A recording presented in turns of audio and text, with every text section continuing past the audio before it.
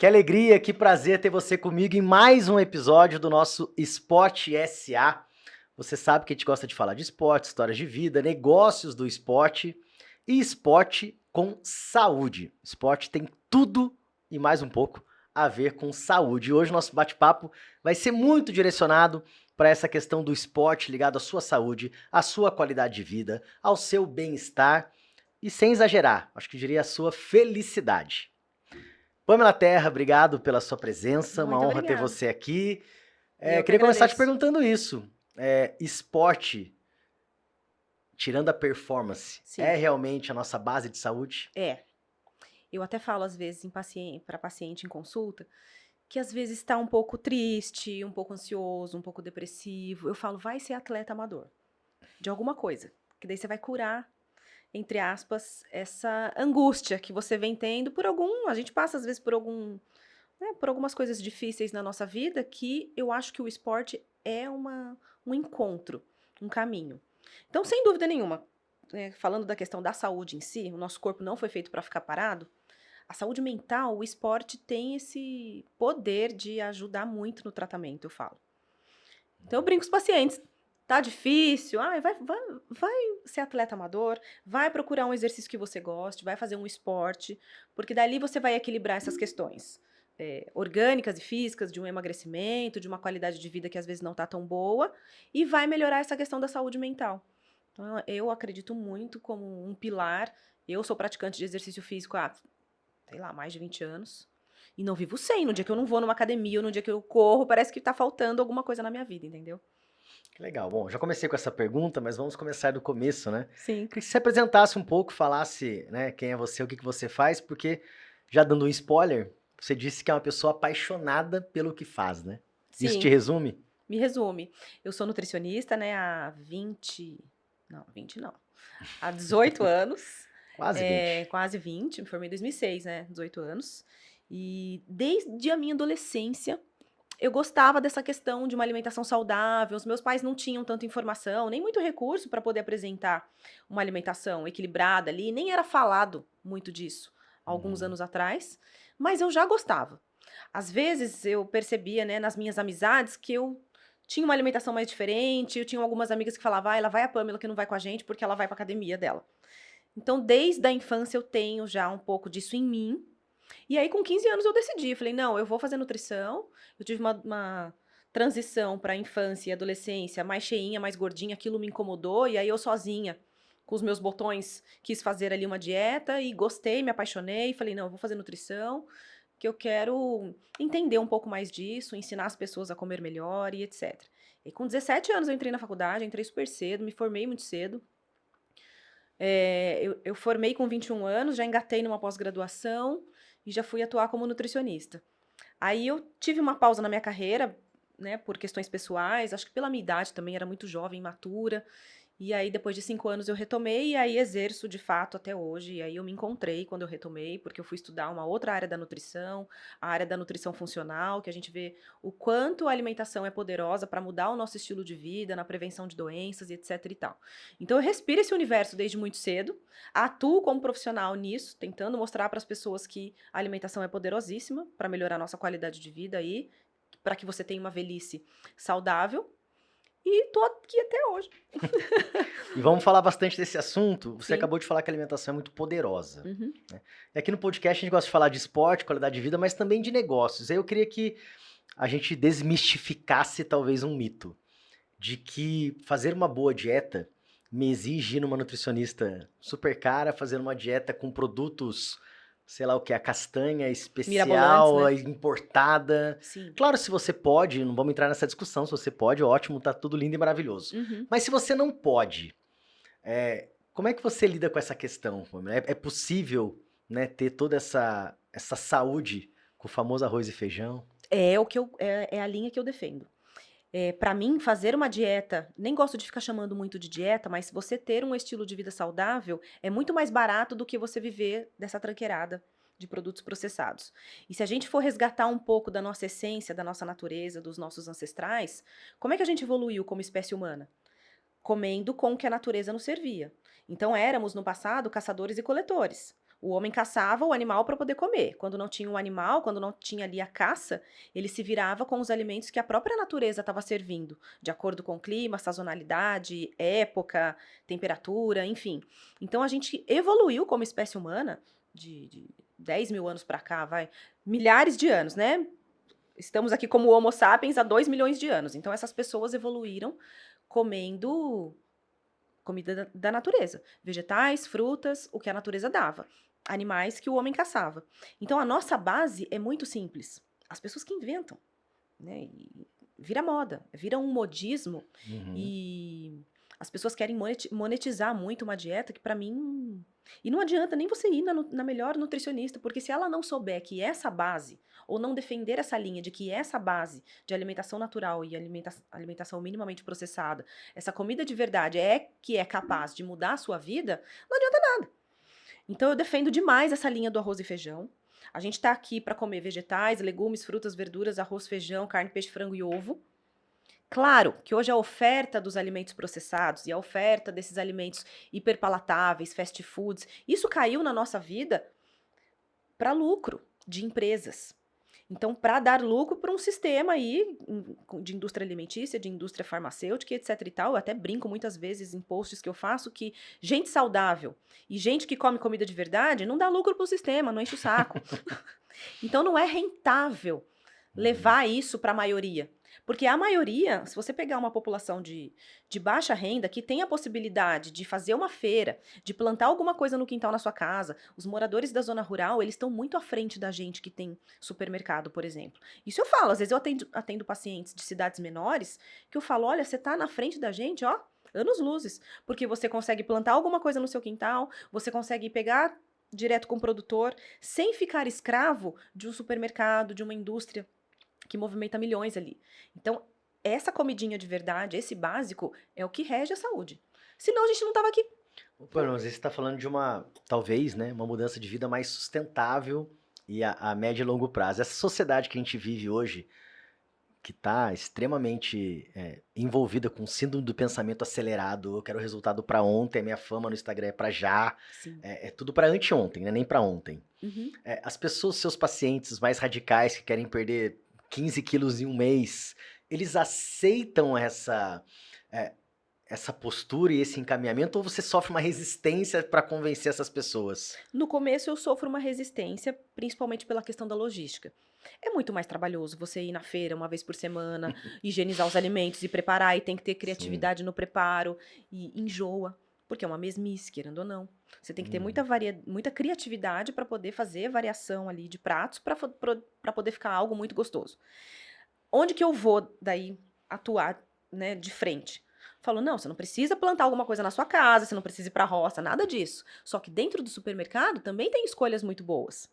Você não precisa comprar o brócolis direto do produtor que o cara colheu ali na sua frente, mas você pode comprar um brócolis congelado que você só vai cozinhar. Então, o bom não é inimigo do ótimo. Ai, não tem o brócolis do produtor, então eu vou pra bolacha recheada. Não, não é isso.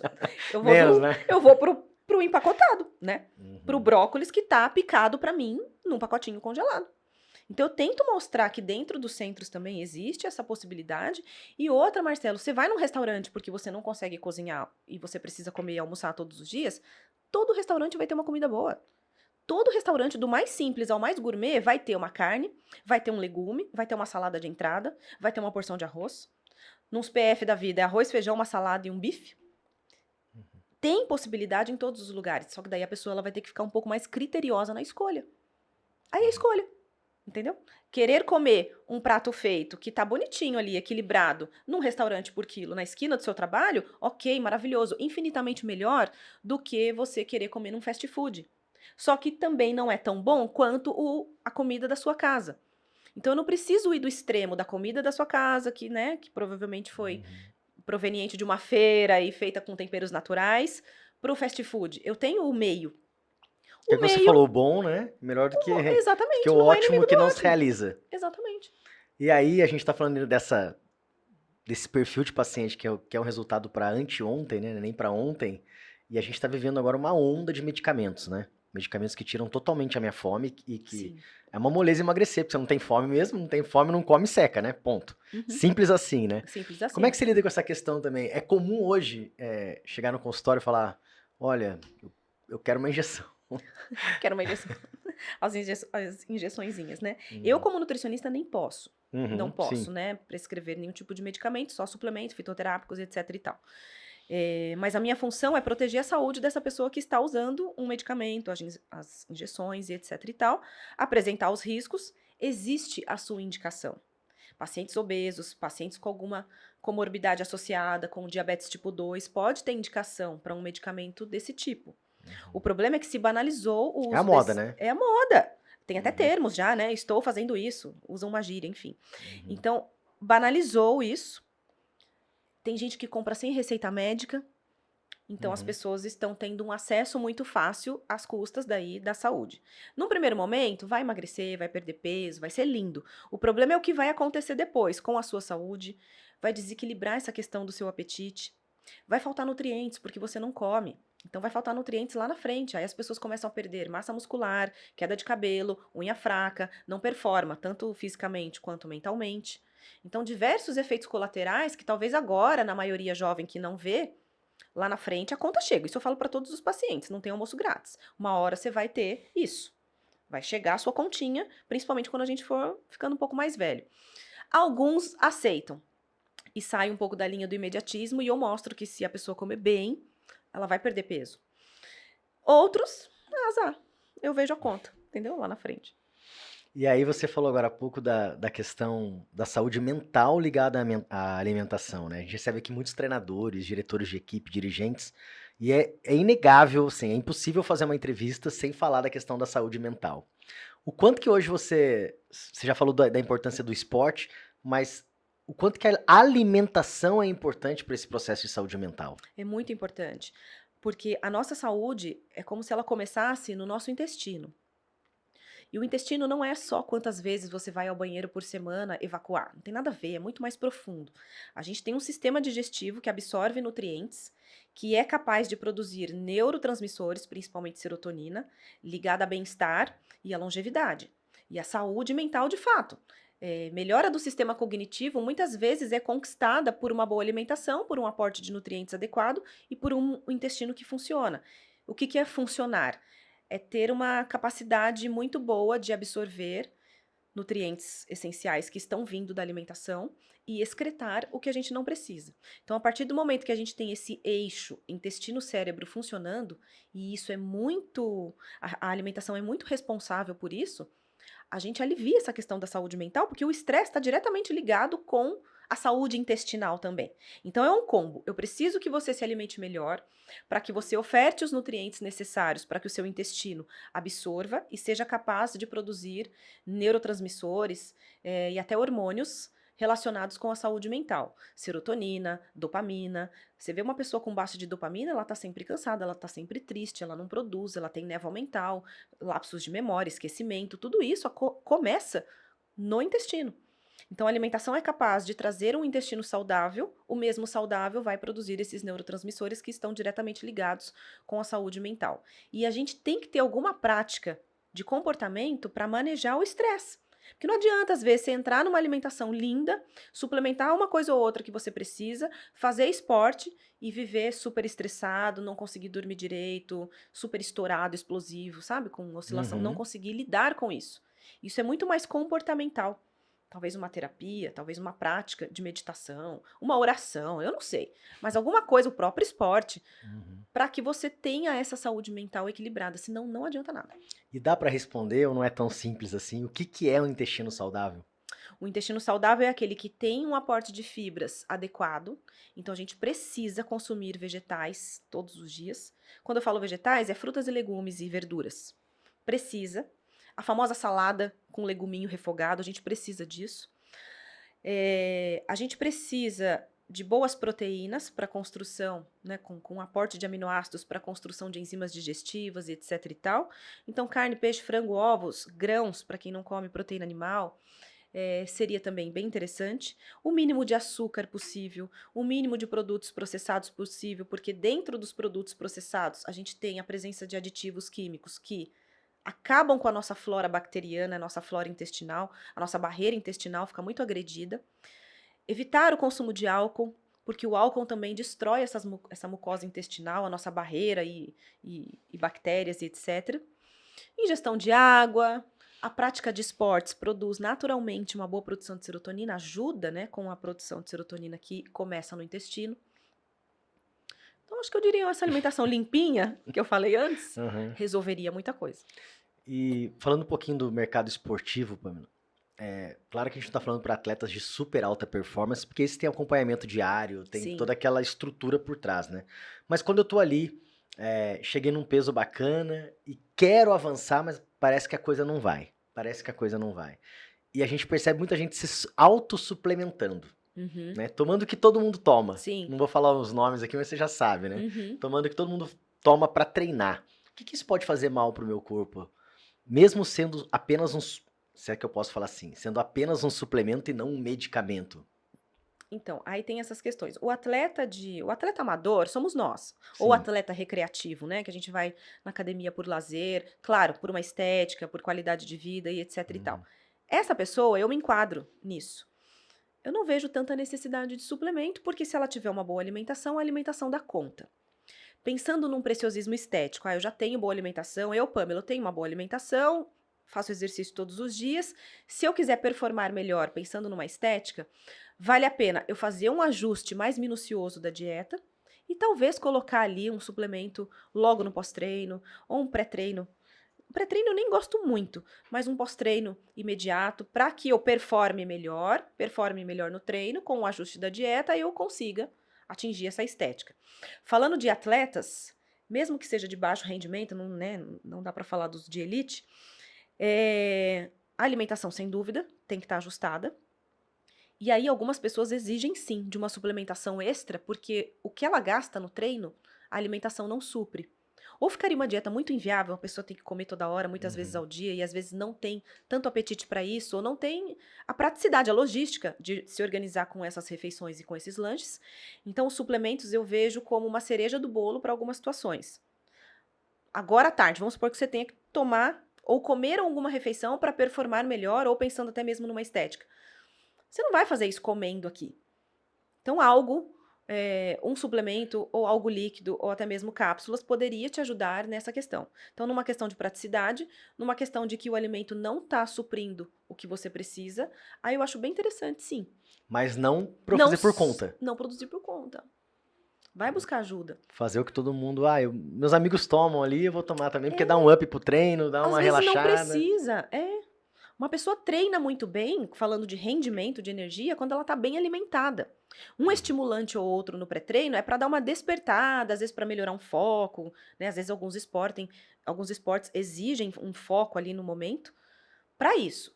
Agora, viver à base de estimulantes pode ter um efeito colateral, rebote depois, pode atrapalhar seu sono, pode atrapalhar a absorção de alguns nutrientes que vêm da dieta, que eu não vejo necessidade de usar porque alguém está usando. Busque um profissional.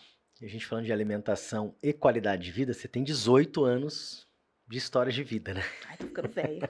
Quase 20 anos de história de vida. Sim. O que você percebe ao longo do tempo, assim, dessa mudança e essa super explosão da fama nutricional, né? Ser nutricionista hoje é top 3 aí do Nossa, e na minha época era top mercado. 0.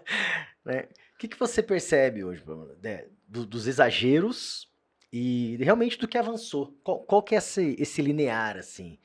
Então, quando eu me formei em 2006, não era falado, não era difundido, nada. Mas falando da profissão em si, eu acho que não mudou muita coisa, só essa questão de hoje a gente ter as redes sociais a nosso favor para poder divulgar isso para mais gente, o que é muito bom. Se eu tivesse a minha rede social lá em 2006, nossa senhora, seria maravilhoso, eu ia atingir muito mais pessoas do que ter que ficar anos fazendo a formiguinha e o boca a boca ali. Hoje eu vejo um extremismo, um radicalismo e pessoas querendo likes a qualquer custo, então acaba banalizando demais a nutrição. Falando da profissão em si, Muita coisa melhorou porque as pessoas perceberam que essas dietas da moda e essas ondas e essas dietas que têm nome, elas vêm, ficam um tempinho, tem começo, meio e fim. E Uhum. o básico não mudou. Essa comida de verdade que eu te falei, que eu acredito há muitos anos e que a gente evoluiu comendo dessa forma, é esse que vai funcionar. Então, hoje em dia, as pessoas estão caindo em si e percebendo que essas dietas mirabolantes têm começo, meio e fim, custa muitas vezes alguma saúde, dependendo da faixa etária ou por quanto tempo você leva esse estilo, e que o básico é o que vai funcionar e muita gente resgatando esse básico de novo. E o que acontece, falando um pouco da mídia, de redes sociais e essa alavancagem da profissão, é que as pessoas se aproveitam, às vezes, dessa moda para ganhar like a qualquer custo, aparecer a qualquer custo e criar uma fama ali a qualquer custo. Ela ganha dinheiro, ganha fama no primeiro momento, ganha. Mas depois eu vejo que isso cai um pouco por terra, sabe? Uhum. Então é tomar cuidado com esse charlatanismo, porque tem muito, Muito, muito, e tem muito. muita grana envolvida também, entende? Uhum. Sim. Então, aí a gente tem que meio que se encontrar e seguir uma linha. Os Uhum. pacientes têm que confiar no profissional, independente se é o charlatão, se ele confia nele, vai. Ou se não é, ou se é um profissional simples, de uma cidade pequena, mas que para ele tá dando resultado, porque como tem muita informação para todo mundo, você fica perdido diante desse universo, né, dessa enxurrada de informação. Então se encontre com o seu e siga. Senão você vai ficar doido com cada um falando uma coisa. Por falar em ficar doido, tem uma palavrinha que é a palavra da moda quando se fala de nutrição. Duas palavrinhas, na verdade, que são jejum intermitente. É uma onda, é a onda do momento, ou realmente faz sentido e você é adepta? E porque se você der um Google lá, nutrição, agora vai aparecer jejum intermitente, Vai. entendeu? O jejum, ele é milenar. Falando da prática do jejum, é milenar. É maravilhoso para a saúde, de fato, só que a gente tem que saber fazer. Então a maioria das pessoas pegou esse conceito, banalizou e tá todo mundo ficando horas e horas sem comer. 18 horas, É 22 uma guerra horas. contra o relógio, não é isso. O jejum ele serve para que você desinflame, para que você tenha esse repouso intestinal. Lá no passado, a gente vivia de caça e de caça e coleta. O ser humano ele vivia muito mais tempo em jejum do que alimentado.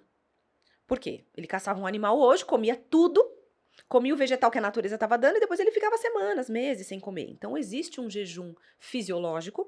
Nós evoluímos como espécie humana fazendo jejum intermitentes, porque ora comia, ora não, porque não tinha alimento. Uhum. Não tinha essa oferta alimentar toda hora. Então a gente era obrigado ali, entre aspas, a fazer um jejum até encontrar o alimento de novo. Durante esse período que o corpo está em jejum, ele performa muito bem. Mesmo sem o aporte de nutrientes, ele performa muito bem porque nós fomos feitos para sobreviver. Então, o nosso metabolismo ele cria um mecanismo de defesa e de liberação de energia para que a gente não morra. E para a natureza, em breve, a gente vai achar comida de novo. Por isso que ele caçava e comia tudo, porque ele sabia que depois não ia ter. Pra se garantir, né? Para se garantir, exatamente. Hoje não existe esse cenário. Hoje, se a gente apertar um botão no celular, chega uma comida aqui. Gostosa, quentinha, fresquinha. Da China vai chegar alguma coisa aqui. Então, essa escassez de alimento não existe. Com o jejum intermitente, a prática dele é para tentar simular o que a gente tinha no passado. Então, não adianta você ficar 18 horas sem comer ou 24 horas sem comer, existem jejuns longos para isso, se a sua dieta não estiver ajustada. Eu sempre falo para os pacientes em consulta, tem que arrumar a casa antes.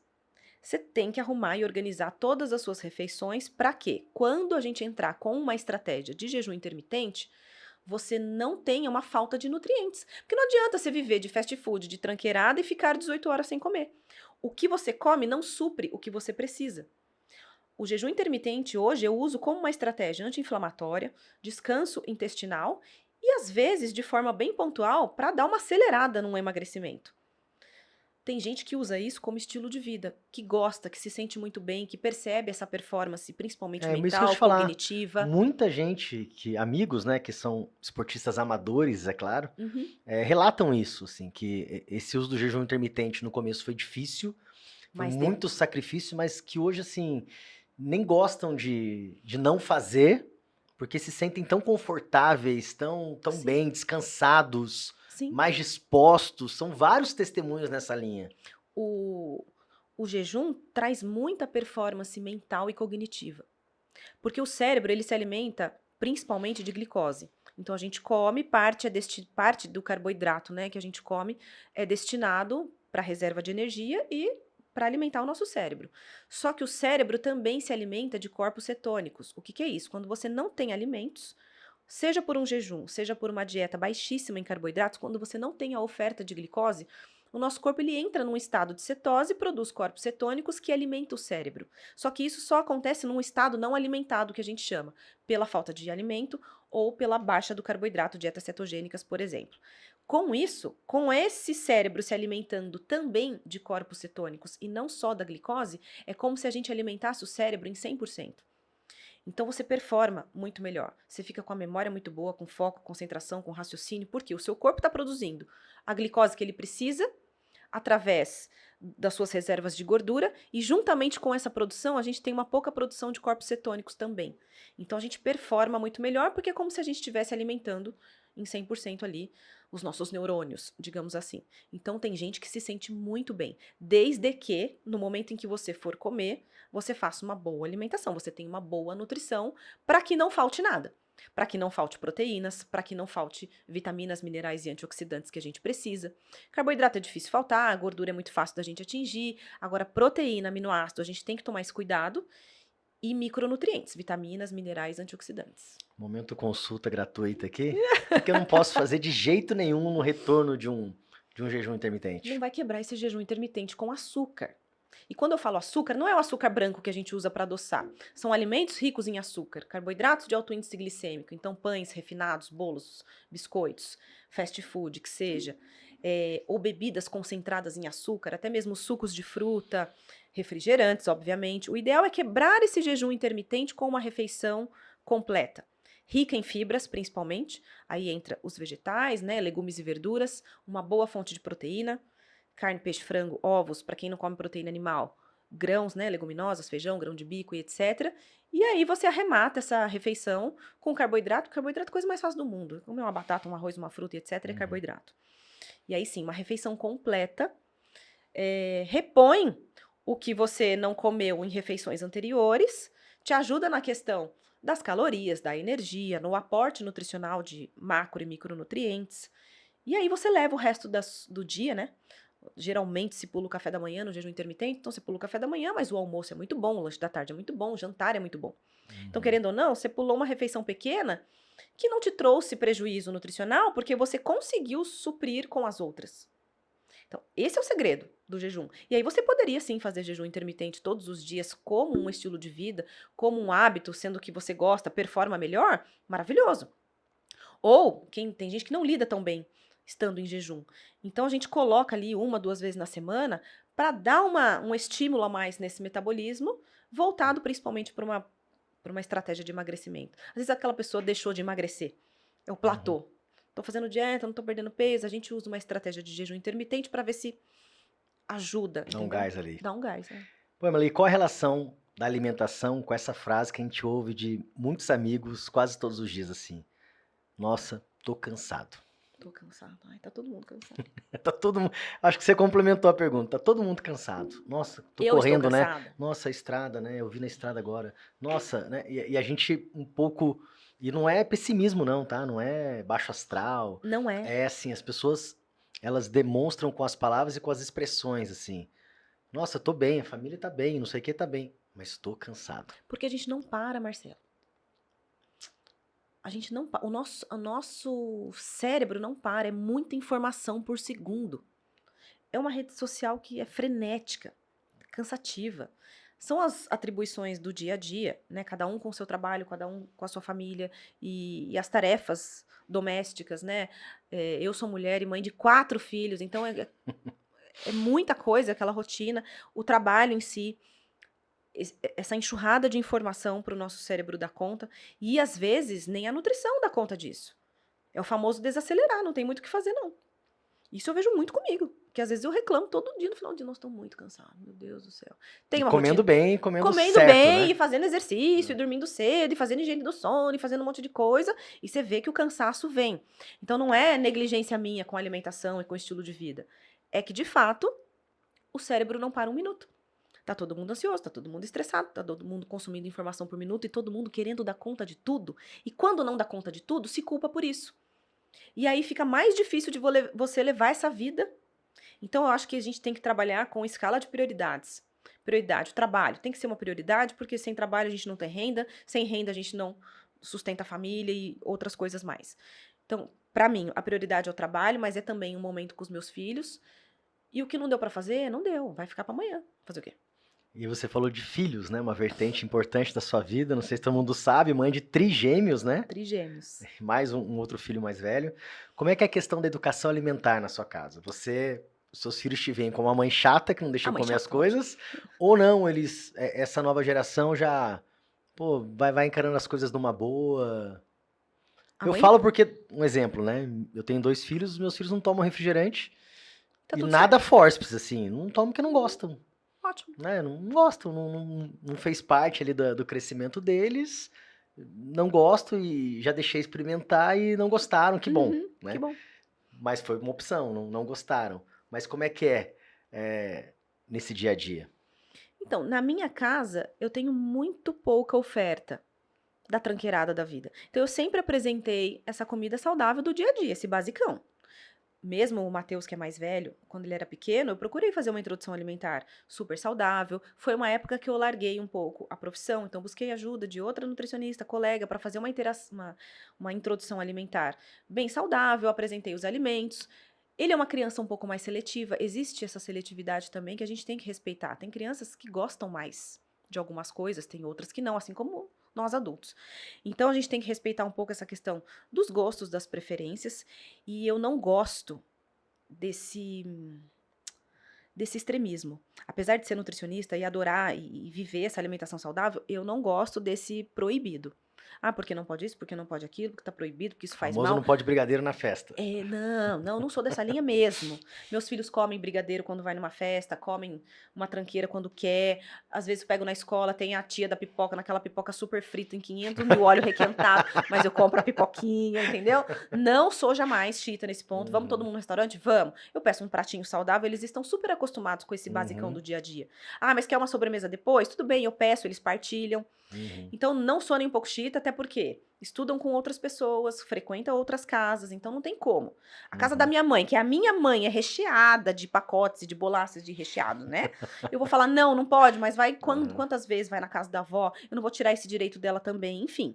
Então, não sou xiita nesse ponto. Só que dentro de casa eu procuro manter essa rotina saudável. Meu marido tem esse plus que come muito bem também, assim como eu, e preza por isso. É muito mais fácil quando o casal tem essa Sinergia. sinergia, né?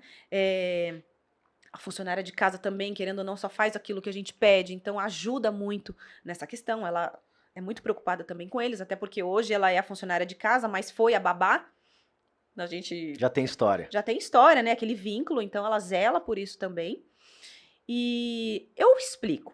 O Matheus, que é mais velho, que tem 11, eu sou mãe chata, lógico, porque os amigos comem completamente diferente em muitas das ocasiões.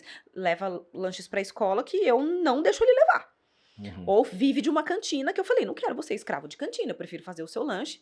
E muitas vezes ponho coisas que ele gosta, mas dentro de um contexto mais saudável, pra não ficar também só na bolacha recheada, se deixar. uhum. Mas ele entende. Eu já explicando pra ele que é importante pra saúde, etc, ele entende. Os menores, que são os trigêmeos, como eles fazem tudo juntos e têm essa vida juntas e eu tive eles com uma maturidade, né, superior à maturidade que eu tinha quando engravidei do Matheus, então já foi um contexto de alimentação e introdução alimentar superior à do meu filho mais velho. Então, para eles, quando eles veem um amiguinho ou alguém tomando refrigerante, eles falam, mamãe, ela tá tomando refrigerante, como se ela fosse morrer em seguida, sabe? Porque eu dou uma lavagem cerebral ali, só para eles não quererem muito experimentar, entendeu? E aí eles veem alguém, tipo, vai morrer em breve. Eu falo, calma, filha, é só um refrigerante, vocês não tomam, faz mal pra saúde. Uhum, Abaixo a bola também, porque senão, nossa, a mãe uhum, louca plantando já uhum. um terror na cabeça das crianças. Mas o dia a dia é super saudável. Final de semana ou eventualmente na casa da avó ali, tem a tranqueirada. Eu faço vistas grossas ali. Porque tudo é o equilíbrio, né? Eu não quero Uhum. plantar às vezes um problema comportamental no futuro, entendeu? Por muita Concordo. restrição. Uhum. Vamos lá, e aí nesse imediatismo que a gente tem falado o tempo todo, né, de eh, não querer ouvir o não do filho, não querer confrontar o filho, é sempre mais fácil, né, fazer à vontade. Você percebe isso também? Eu sei que não é sua especialidade maior aí, a questão da criança, mas você tá numa idade que você tem muitas amigas que são mães como você. Uhum. Elas relatam isso pra você como meio que como pacientes, dão uma escapadinha na consulta delas pra falar: "Ai, Pamela, mas lá em casa meu filho". Sim, tem isso. Vejo muito isso com mulheres no consultório que, ai, mas o meu filho come, daí eu acabo comendo. Isso. E aí eu, com muita cautela e educação, eu falo, ele come porque tem em casa. Ele não vai sozinho comprar, nem vai chegar ali sozinho se alguém não pedir. Uhum. Então, isso eu falo para todos. Eu não atendo crianças, mas para as mães, para os pais, para os pacientes de maneira geral, eu falo, gente, antes de você entrar numa intervenção alimentar, seja uma dieta que tenha começo, meio e fim, para algum problema de saúde, seja uma mudança de estilo de vida apenas, seja uma dieta para você ficar mais bonito na estética, você tem que preparar o seu ambiente. Se não tiver na sua casa, a vontade vai vir. Nossa, que vontade de comer chocolate. E aí você sabe que sua despensa tá repleta de chocolate. É muito mais difícil você resistir.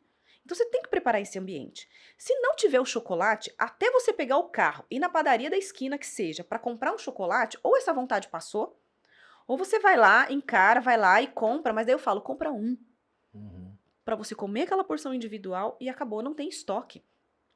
Isso vale para as crianças. Eu falo que a comida dos pais tem que ser igualzinha à comida das crianças. Não tem essa diferença. Eu nunca tive esse problema na minha casa com introdução alimentar, que às vezes eu vejo isso como reclamação de algumas mães. Ah, é porque agora eu vou ter que cozinhar tudo diferente para os meus filhos. Por quê? Você não pode comer também as mesmas coisas que o seu filho come se você zela pela alimentação do seu filho? Ah, eu vou ter que fazer legumes separados, não sei o que separado. Não, você vai fazer todo mundo, vai fazer o mesmo cardápio para a casa inteira. E você vai se alimentar melhor também. É muito mais fácil. Mas você tem resistência? Porque hoje na rede social a gente pode ser massacrado, ou para usar o termo correto aí, cancelado, se a gente falar algumas coisas que hoje a sociedade não permite mais que fale. E se você tem ali um paciente ou uma mãe, né, que tem um filho paciente que está realmente obeso. Eu já vi relatos, né, de colegas que tiveram um problema porque a mãe falava, não, mas não tem nada a ver, meu filho tá gordinho, mas ele é saudável. Uhum. Como que é esse limite, Pamela, de assim, ó, obviamente que não querer ofender ninguém, não querer ser cancelado, Uhum. respeitar as pessoas, ter a empatia, mas também deixar algumas verdades que são verdades Uhum. comprovadas na mesa, de uma forma madura. Então, no consultório, eu acho muito mais fácil. Nas redes sociais eu já cansei. Não vou falar vou falar que Entendi. o que a mãe deve fazer com o filho e se ela vier com esse argumento de que ele é gordinho, mas ele é saudável, no meu consultório eu vou explicar plenamente o que é obesidade. Até nas redes sociais já falei muito disso. Obesidade ela é uma doença, ela tem CID, ela tem que ser tratada. O obeso, ele não está obeso porque ele é mais preguiçoso e porque ele não consegue recusar alguns alimentos. Ele não tem nenhuma desvantagem em relação à pessoa que é magra. Ele tem um problema hormonal, comportamental, de base, muito tempo antes de se tornar obeso. Então ele tem que ser tratado como tal, com médico, com psicólogo, com psiquiatra, com terapeuta, Uma com rede. nutricionista, com uma rede, é multidisciplinar. Uhum. Assim como outra doença, com diabético. Se você foi diagnosticado com diabético, você precisa ter uma conduta alimentar diferente agora. Se for necessário o uso de medicamentos, você vai ter que ter um acompanhamento do endocrinologista. E assim vamos tratando em diversas frentes. O obeso é a mesma coisa. Ele precisa de um tratamento com um nutricionista, com um médico primeiro. Eu ainda acho que o obeso precisa de um tratamento com um terapeuta primeiro. Porque às vezes há casos de compulsão alimentar muito antes dele se tornar obeso, que o levou à obesidade, e aí sim, degringola outras doenças, mas ele tem que ser acolhido por diversos profissionais. Não adianta eu só, nutricionista, chegar para um obeso que precisa ser tratado muito antes de chegar na alimentação e falar, sua dietinha agora vai ser essa. Ele vai falar, tá bom, obrigado. Ele não consegue seguir naquele momento. E o caminho contrário, Pamela? Chega uma pessoa lá que, na sua opinião, já passou da fase do saudável e tá assim, naquela magreza extrema e chega pra você e fala, olha, eu quero perder mais porque eu acho que eu tô aqui com uma barriga com não sei o que sobrando e eu preciso secar, mas você olha pra pessoa, já tá Já tá seca. seca. Tem esse Como outro é que eu tenho extremismo. certeza que você tem pacientes assim, que chegam lá nessa Tenho, condição. tenho. É um culto muito excessivo pela estética. Algumas pessoas já sofrem de transtorno de imagem, de transtorno alimentar, aí a gente precisa destinar isso para uma terapia nutricional ou para um psicólogo, já é uma parte comportamental. Porque a pessoa, de fato, ela tem um transtorno ali na imagem dela que ela não se enxerga magra, ou algumas se enxergam, mais mulheres, tá? Por isso que eu falei magra. Algumas até se enxergam já magras, mas querem um corpo escultural a qualquer custo. E às vezes entra nesse extremismo da pessoa não comer nada fora de casa. É a ortorexia que a gente chama. É aquela pessoa que não consegue pensar em outra coisa e fazer outra coisa a não ser o comer saudável. É o excesso pela busca de uma alimentação super saudável, pelo treino, é aquela pessoa que leva uma marmitinha no restaurante, é aquela pessoa que leva a própria comida na casa dos outros, é aquela pessoa que não sai fora da dieta, nem por decreto, nem no aniversário dela ela se permite em comer isso. É aquela pessoa que pergunta todos os ingredientes que consta naquela comida, sabe? Ela fica extremamente preocupada, incomodada em ter que comer fora da casa dela ou ter que comer outra comida que não seja a dela, porque ela não sabe o que tem ali, achando que aquilo pode comprometer tanto o peso quanto a estética. Então, uma distorção que vai de imagem que a gente chama, é um transtorno alimentar que a pessoa é compulsiva pelo hábito saudável. Tem esses extremos. Não, tenho certeza que tem. E aí, pra te entrevistar aqui, eu tava olhando o seu Instagram e achei um dos seus vídeos lá, achei assim, muito bacana, que tinha um adesivo colado nele assim, segunda eu começo. Sim. Queria que você falasse um pouquinho sobre esse mito, sobre essa frase, talvez a frase mais falada aos domingos no Brasil, que é segunda eu começo. Segunda eu começo virou um quadro de lives que eu faço toda segunda. E eu com uma amiga minha, a gente chegou nesse nome porque eu achei muito pertinente, porque segunda, de fato... O nome é ótimo. O nome é ótimo, pra né? quem Segunda deu, eu parabéns. as pessoas querem começar tudo na segunda. Isso eu falo para os pacientes em consulta, eu falo, gente, o primeiro dia da semana não é segunda, é domingo. Domingo você tem que se organizar com as suas refeições, assim como você se organiza para a sua semana. Eu organizo a agenda dos meus filhos para a semana, eu organizo o lanche da escola para a semana, tudo no domingo. Eu me organizo com a minha agenda ali de papel no domingo, para eu saber o que eu vou fazer na semana. Eu gosto muito de fazer um exercício físico no domingo, eu tenho um pouco mais de tempo, então eu vou lá e vou dar minha corrida no domingo, porque eu acho que é o primeiro dia da semana. Então eu já ponho isso na cabeça dos pacientes. E falando da segunda-feira, eu acho que essa frase gira em torno da pessoa se permitir com tudo que ela gosta de comer no sábado e no domingo, e na segunda-feira eu recomeço. Ou eu começo de novo, né? Só que eu gosto de tirar isso da cabeça das pessoas, porque elas não precisam esperar o sábado para comer o que gosta. Elas podem comer hoje, terça-feira. Você pode sair, a gente pode sair daqui do podcast hoje e todo mundo comer uma pizza para comemorar o podcast. Por que não? E amanhã, quarta-feira, você volta para os seus hábitos saudáveis como se nada tivesse acontecido. Não crie dias. Isso eu falo para todos. Não estipule dias da semana para você comer o que gosta. Esse dia pode ser hoje, esse dia pode ser amanhã. Hoje pode ser seu aniversário, hoje você pode ter uma confraternização, um evento. Hoje você pode passar na casa da sua mãe e ter um bolo que você comia desde que o mundo é mundo, ter uma receita afetiva. Então não existe o sábado somente. Às vezes você pode passar um sábado trabalhando, um sábado dentro de casa, tranquilo, calmo, estudando, lendo, ou com a perna para cima, ou brincando com os filhos, que não justifique comer algo diferente se não for a comida que não seja a comidinha da sua casa. Então não espere o sábado, não estipule que é o domingo e etc e tal. As permissões, elas vão acontecer no dia a dia, porque nós temos vida acontecendo. Hoje eu vim para São José gravar o podcast. Posso sair daqui e passar num lugar que eu gosto aqui para comer algo que não faz parte do meu dia a dia. Mas por quê? Porque eu estive em outra cidade e gosto daquele local, entende? E sendo que num domingo você pode estar dentro da sua casa e não comer a massa e o risoto e a lasanha e o hambúrguer, porque você ficou num dia mais tranquilo. Então, justifique a permissão. Ou é algo que você gosta muito, ou é algo que não dá para recusar, que você estava numa festa e estava com fome e aquilo estava muito delicioso e que você quis comer, ou é uma comemoração, ou é uma data comemorativa importante para você, mas não simplesmente porque é sábado ou porque é domingo, se não vira, cai nessa. Eu já vi você falando também da questão da comida ligada ao prazer, né? Sim. É legal ter prazer, a gente adora ter prazer, mas não dá pra ter prazer toda hora, né? Todo dia, toda hora, não é o mundo real, é Somos esse. adultos, não fazemos só o que gostamos. Sim. Né? Não vivemos só de prazer. Então, tem que ter prazer para comer, que a comida tem que ser prazerosa, mas não só prazerosa. Tem hora que você vai comer ali no batidão, porque precisa comer e tá É tudo porque o princípio certo. dela é me trazer nutriente, trazer É o que eu trazer preciso, né? nutriente, exatamente. O prazer é aquilo que você falou que vem muito também O de uma prazer é o indústria, bônus. né? Tudo é gostoso, tudo é mais palatável, acho que foi o termo que você usou, que eu achei Sim. bacana. E é mais fácil também, né? Uhum. A indústria que é isso, é o hiperpalatável. O hiperpalatável é muito gostoso. Então, quando você come algo muito gostoso, é natural que o seu cérebro peça por aquilo de novo, que te vicie. Eu não amo a palavra vício, mas é algo que você quer comer com frequência. Uhum. Então, o cérebro, o organismo, fica pedindo por aquilo. Então, a indústria faz a união de certos ingredientes para que o seu corpo peça por aquilo sempre. Se você comer um chocolatinho hoje ao leite, você vai querer ele amanhã, você vai querer ele depois. Você vai tomar um sorvete hoje, vai tomar depois, vai tomar depois. Quando você vê, você está tomando sorvete todos os dias, está comendo um chocolate todos os dias, porque são alimentos muito gostosos. O brócolis não é tão gostoso de você querer comer o dia inteiro, mas é muito nutritivo, deve fazer parte do nosso dia a dia, assim como outros legumes e etc e tal.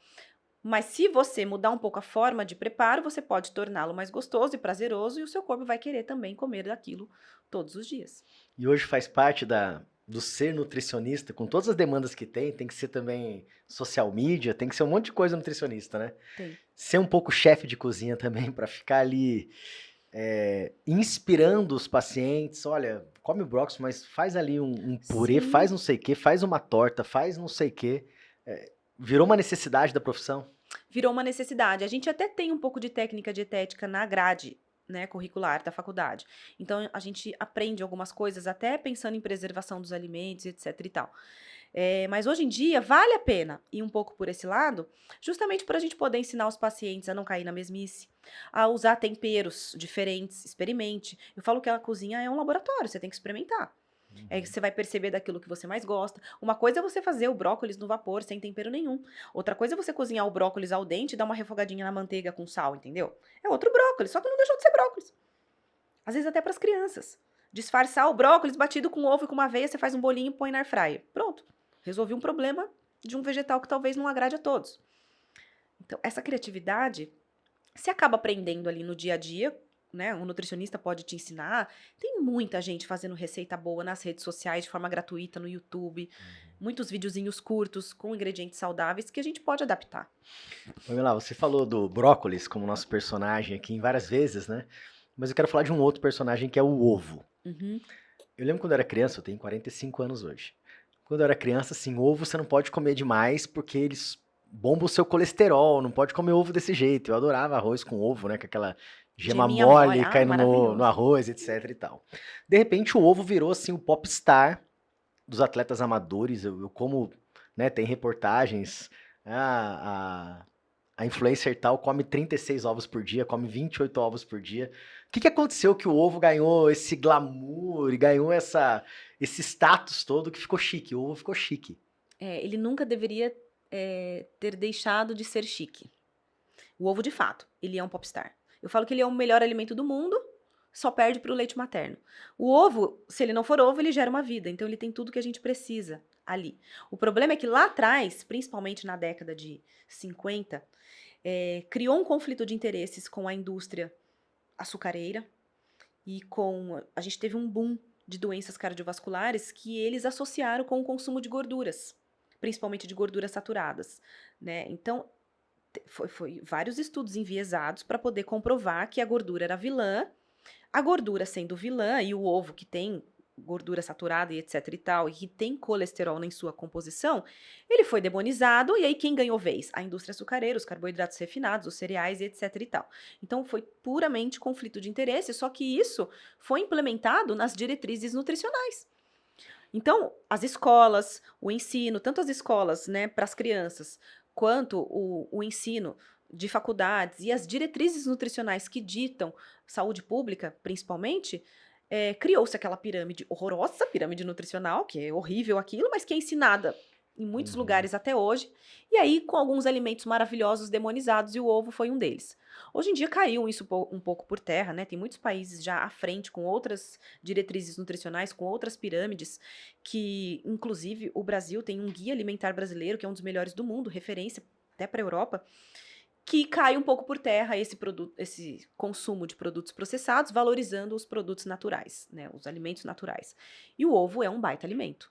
Por ele ter colesterol em sua composição, não significa que vai aumentar os nossos níveis de colesterol, porque a gente precisa de colesterol para o nosso fígado, para o nosso cérebro, para a nossa produção hormonal, toda ela é dependente de colesterol. E o colesterol que a gente come na dieta, a gente não absorve, a gente forma colesterol a partir de outros alimentos.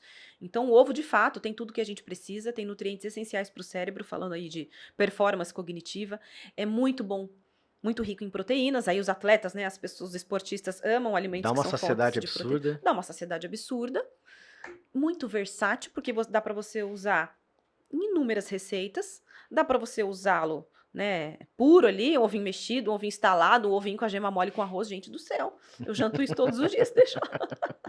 Vamos lá, eu ficaria mais umas 2 horas com você aqui, de verdade, não tô fazendo média, ficaria mesmo.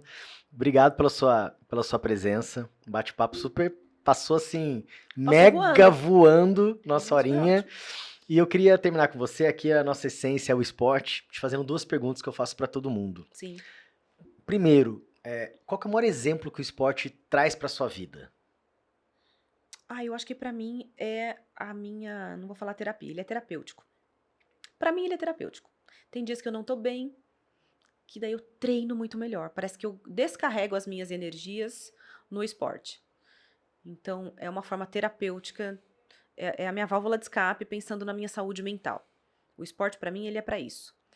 E é para isso que eu ponho também na vida dos meus filhos, para eles não ficarem pensando bobeira. Ainda mais um filho mais velho que tá chegando numa adolescência, e esse mundão cheio de informações boas e ruins. Então, se ele for por um esporte, eu acho que é um caminho mais do bem, sabe? Então, eu acho que o esporte é o caminho do bem. E o seu ídolo no esporte? Você tem um ídolo no esporte? Quem é? Agora eu vou falar, se meu marido vai assistir, ele fica morrendo de ciúme, mas nem sei se é por causa de esporte, porque eu acho ele lindo também. Vale, se é por isso, tudo bem. David Beckham, eu amo assistiu ele. A série dele? Assisti a série dele, aí eu fiquei mais, vou falar a palavra, apaixonada por ele ainda. Também fiquei. Quem não era apaixonado pelo David Beckham e assiste a bendita série, fica apaixonado. Então, se você não assistiu a série, assista. Você vai se apaixonar por David Beckham. Pela história. Fantástico, como ele lidou com aquilo, com aquela fama, com aqueles altos e baixos. Porque eu tinha uma referência do David Beckham como modelo lindo, maravilhoso. Mas eu não sabia, e fui saber na série, que além de lindo, maravilhoso, ele era um baita jogador de fato. E um baita cara, né? Um baita cara. Então virou ele. Já era ele, ficou ele. Pamela, obrigado com esses elogios a David Beckham. A gente encerra por aqui. Pamela, o pessoal te segue no Instagram como? Pamela Terra, _Nutri. Pamela Terra, _Nutri. Faça perguntas, ela responde, ela faz live, ela é tudo. pop no Instagram. Obrigado, viu? Obrigado pela sua aula, pelo bate-papo. Foi realmente muito gostoso, passou muito rápido. Obrigado a você que acompanhou a gente também. Semana que vem tem mais.